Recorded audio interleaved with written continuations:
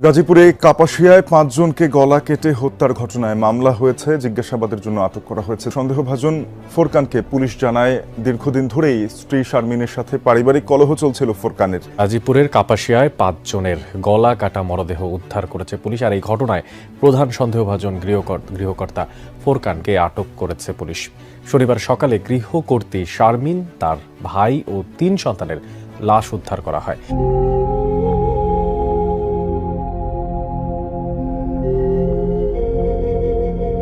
নিজের ঔরসজাত তিনটি ঘুমন্ত কন্যা সন্তানকে কেউ নিজের হাতে পৃথিবী থেকে চিরতরে সরিয়ে দিতে পারে?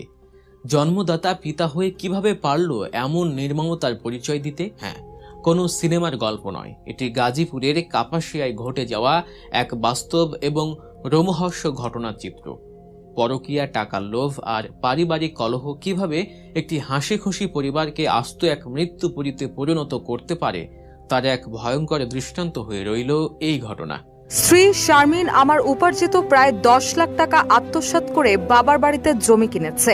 একই সঙ্গে তার খালাতো ভাই রাজু আহমেদের সঙ্গে পরকীয়ার সম্পর্ক ছিল। ৫টি লাশের ওপর রাখা চিরকুটে লেখা এই অভিযোগ ঘিরে এখন সামনে আসছে একের পর এক চাঞ্চল্যকর। দর্শক, এই মুহূর্তে পাওয়া সবচেয়ে বড় ব্রেকিং নিউজ। গাজীপুরে হত্যাকাণ্ড ঘটনাকে নিয়ে সারা বাংলাদেশে কিন্তু তুলপাল সৃষ্টি হয়েছে এবং ঘাতক ফোরকান তার নিজের স্ত্রী এবং স্ত্রীর ভাই এবং তার নিজের বাচ্চাদেরকে সহ হত্যা করেছে। এবং ঘাতক ফোরকান কিভাবে নেশা করে এসে নৃশংসভাবে হত্যা করেছে তার নিজের স্ত্রী এবং সন্তানদেরকে, এবং হত্যা করে চিরকুটের মধ্যে লিখে গেছে, আমার স্ত্রী পরকীয়াতে যুক্ত ছিল এবং আমার থেকে ১০ লক্ষ টাকা হাতিয়ে বাপের বাড়িতে সম্পদ করে তুলেছে। কিন্তু দর্শক, পুরোটাই ছিল একটি মিথ্যে সাজানো ঘটনা। কারণ ঘাতক ফোরকান তার নিজের দোষকে ধামাচাপা দিবার জন্য এরকম একটি চিরকুট লিখে গেছে। কারণ ঘাতক ফোরকান টাকার লোভে পড়ে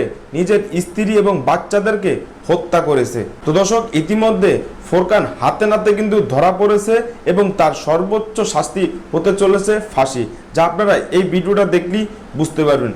তো দর্শক, এতক্ষণ দেখছেন ভিডিও শুরুতে শিরোনামের মাধ্যমে কিছু অংশ, এখন দেখবেন পুরো ভিডিও জুড়ে। তার আগে সবাই কাছে একটা অনুরোধ করব, যারা আমার চ্যানেল নতুন আসছেন অবশ্যই চ্যানেলটা সাবস্ক্রাইব করে দিবেন, পাশে থাকা বেল আইকনটি অল ক্লিয়ার করে বাজিয়ে দিবেন। তো দর্শক চলেন, এই ঘাতক ফোরকানের সর্বোচ্চ কিন্তু শাস্তি ফাঁসি হতে চলেছে। এবং তার আগে আমরা দেখব ঘাতক ফোরকানের আত্মীয় স্বজন কি বলেছে এবং কি অভিযোগ করেছে এবং কিভাবে নৃশংসভাবে হত্যা করেছে। তারপর আমরা দেখব ওই বিষয়টি। তো দর্শক চলেন, একটা লাইক দিয়ে সম্পূর্ণ ভিডিওটা সবাই ধৈর্য সহকারে দেখতে থাকুন এবং আপনার মতামত অবশ্যই কমেন্ট বক্সে জানিয়ে যাবেন।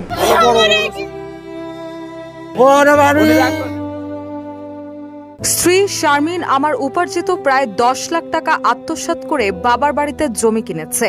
একই সঙ্গে তার খালাতো ভাই রাজু আহমেদের সঙ্গে পরকীয়ার সম্পর্ক ছিল। ৫টি লাশের ওপর রাখা চিরকুটে লেখা এই অভিযোগ ঘিরে এখন সামনে আসছে একের পর এক চাঞ্চল্যকর তথ্য। গাজীপুরের কাপাসিয়ায় স্ত্রী, ৩ কন্যা সন্তান ও শ্যালককে হত্যার অভিযোগ উঠেছে ফোরকান মিয়ার বিরুদ্ধে। হত্যার পর নিজেই শ্বশুর বাড়িতে ফোন করে ঘটনাটি জানানোর অভিযোগও উঠেছে তার বিরুদ্ধে।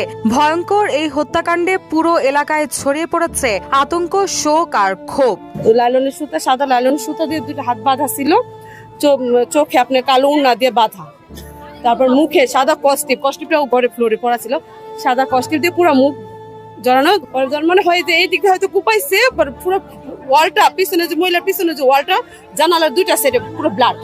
উপর পাওয়া সেই টাইপ করা অভিযোগপত্রে আরো উল্লেখ করা হয়, স্ত্রী শারমিন খানম শুধু অর্থ আত্মসাৎই করেননি, তার খালাতো ভাইয়ের সঙ্গে পরকীয়ার সম্পর্কে জড়িয়ে পড়ে বলেও অভিযোগ করা হয়। বিষয়টি জানাজানি হওয়ার পর দাম্পত্য সম্পর্কে চরম অবনতি ঘটে। এমনকি গত ৫ মে শারমিন ও কথিত প্রেমিক রাজু আহমেদ মিলে ফোরকানকে মারধর করেন বলেও দাবি করা হয়েছে ওই চিরকুটে।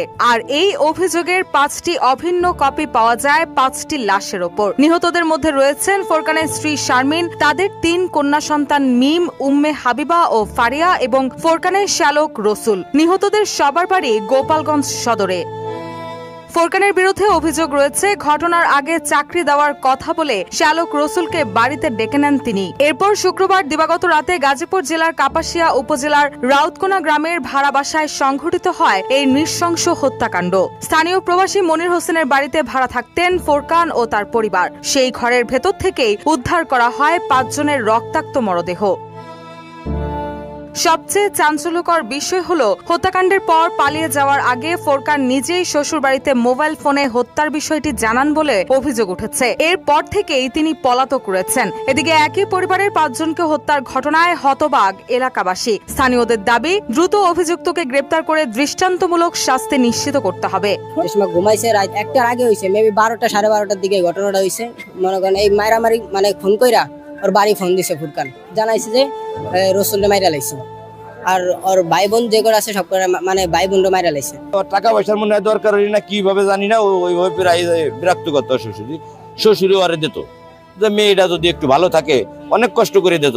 এদিকে ঘটনাস্থল থেকে উদ্ধার হওয়া অভিযোগপত্রগুলো গোপালগঞ্জ সদর থানার ভারপ্রাপ্ত কর্মকর্তার নামে লেখা। তবে সেটি আদৌ থানায় জমা দেওয়া হয়েছিল কিনা, নাকি শুধুই পরিকল্পিতভাবে রেখে যাওয়া একটি চিরকুট, তা খতিয়ে দেখছে পুলিশ। যেটা বুঝতে পেরেছি যে এই চাপাতি দিয়েই তাকে কুপিয়ে হত্যা করা হয়েছে, তাদেরকেও কুপিয়ে হত্যা করা হয়েছে। আর ঘটনাস্থলে বিভিন্ন প্রকার আলামত ছড়িয়ে ছিটিয়ে রয়েছে, সেগুলো আমরা সংগ্রহ করছি। ঘটনার প্রকৃত যেটা কারণ, কি কারণে আসলে এই ঘটনাটি ঘটেছে সেটা কিন্তু এখনো তদন্তাধীন।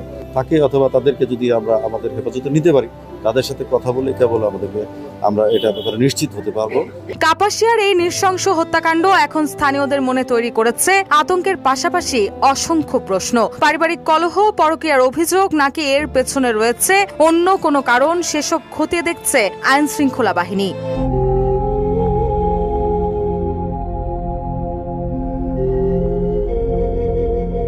নিজের ঔরসজাত তিনটি ঘুমন্ত কন্যা সন্তানকে কেউ নিজের হাতে পৃথিবী থেকে চিরতরে সরিয়ে দিতে পারে?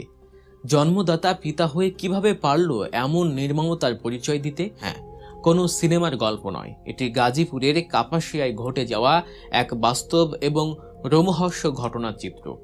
পরকীয়া, টাকার লোভ আর পারিবারিক কলহ কিভাবে একটি হাসি খুশি পরিবারকে আস্ত এক মৃত্যুপুরীতে পরিণত করতে পারে, তার এক ভয়ঙ্কর দৃষ্টান্ত হয়ে রইল এই ঘটনা। গাজীপুরের কাপাসিয়া উপজেলার রাউতকোনা গ্রাম। প্রবাসী মনির হোসেনের বাড়ির নিচতলায় ভাড়া থাকত ফোরকান মিয়া ও তার পরিবার। পেশায় প্রাইভেট কার চালক ফোরকান, তার স্ত্রী শারমিন খানম এবং তাদের 3 কন্যা সন্তান মিম, উম্মে হাবিবা ও ফারিয়াকে নিয়েছিল তাদের সংসার। ঘটনার দিন স্ত্রীর ছোট ভাই অর্থাৎ ফোরকানের শ্যালক রসুলও ছিল সেই বাড়িতে। কিন্তু কে জানত, শুক্রবার দিবাগত রাতের আধারে এই বাড়িটি হয়ে উঠবে এক ভয়ঙ্কর বিভীষিকাময় স্থান। মাঝরাতে যখন পুরো গ্রাম ঘুমে আচ্ছন্ন, তখন ফোরকান মিয়া একে একে নির্মমভাবে প্রাণ কেড়ে নেয় তার নিজের 3 অবুঝ কন্যা সন্তানের। এরপর শ্যালক রসুলকে চিরতরে ঘুম পাড়িয়ে তার নিথর দেহ ফেলে রাখে বিছানার উপর। সবচেয়ে নির্মম পরিণতি হয় স্ত্রী শারমিন খানম। অবাক করা ব্যাপার হলো, এই বিভৎস ঘটনার পর পাষণ্ড ফোরকান পালিয়ে যাওয়ার আগে নিজেই তার শ্বশুর বাড়িতে ফোন করে। রাত 12টা থেকে 12:30টার দিকে ফোন করে সে অত্যন্ত ঠান্ডা মাথায় জানায়, রসুলকে দুনিয়া থেকে সরিয়ে দিছি, আয় তোর মাইয়া আর নাতনিগুলাকেও শেষ করে দিছি। এই একটি ফোন কলেই যেন আকাশ ভেঙে পড়ে গোপালগঞ্জ সদরে থাকা ফোরকানের শ্বশুর বাড়ির লোকজনের উপর। সকালে খবর পেয়ে পুলিশ যখন ঘটনাস্থলে পৌঁছায়, তখন চারপাশের মানুষের আর্তনাদে বাতাস ভারী হয়ে ওঠে। পুলিশ ঘরের ভেতর ঢুকে যে দৃশ্য দেখে, তা যে কোনো প্রাসান হৃদয়কেও কাঁপিয়ে দিতে বাধ্য। কিন্তু এই ঘটনার রহস্যে নতুন মোড় নেয় তখন, যখন পুলিশ নিথর দেহের উপর থেকে 5টি প্রিন্ট করা কাগজ বা চিরকুট উদ্ধার করে। এই চিরকুটগুলোই মূলত ফোরকানের ক্ষোভ আর এমন চরম পরিণতির পেছনের কারণগুলো তুলে ধরে। কি লেখা ছিল সেই চিরকুটে? সেখানে ফোরকান তার স্ত্রী শারমিনের বিরুদ্ধে বেশ কিছু মারাত্মক অভিযোগ এনেছে। ফোরকানের দাবি, তার কষ্ট উপার্জিত প্রায় 10 লাখ টাকা স্ত্রী শারমিন আত্মসাৎ করেছে। সেই টাকা দিয়ে শারমিন তার বাবার বাড়িতে জমি কিনেছে। শুধু টাকা আত্মসাৎ নয়, চিরকুটে লেখা ছিল শারমিনের এক ভয়ঙ্কর প্রতারণার। দর্শক, ঘাতক ফোরকান শুধুমাত্র খারাপ নয়, জঘন্যময় খারাপ। কারণ টাকার জন্য নিজের স্ত্রী এবং নিজের বাচ্চা কাচ্চাকেও ছাড়ে নাই। নৃশংসভাবে 5 জনকে হত্যা করেছে। এবং এরকম একটি খারাপ মানুষ এবং সন্ত্রাসের এই দেশে বাঁচার কোনো অধিকার নাই। এবং তার সর্বোচ্চ শাস্তি জানি ফাঁসি হয় এই দেশের মানুষের চাওয়া। তো দর্শক, আজকে এ পর্যন্ত রইল। পরবর্তী ভিডিও নিয়ে আবারও আসবো আপনাদের সামনে। সবাই ভালো থাকবেন, সুস্থ থাকবেন। সবাইকে আল্লাহ হাফেজ।